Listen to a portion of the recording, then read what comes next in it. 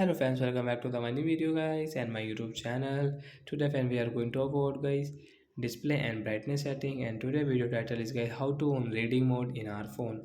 Fans, you want to on guys reading mode in your phone, so how can you on and how can you use your reading mode setting? Today guys we are going to talk about it.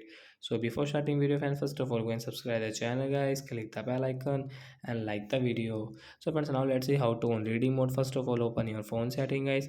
After on phone setting guys, scroll it. Friends, click on guys your display setting guys, tap on display, then guys scroll it. So friends, you can see guys your reading mode setting guys, tap here. Friends, you want to on your reading mode guys, you can on. After on guys, you can see your screen color will change, and you can see guys this reading mode notification reading mode adjust color and texture of the item on your screen, allowing your eyes to relax. So like that guys, you can on guys your reading mode setting and you can use it.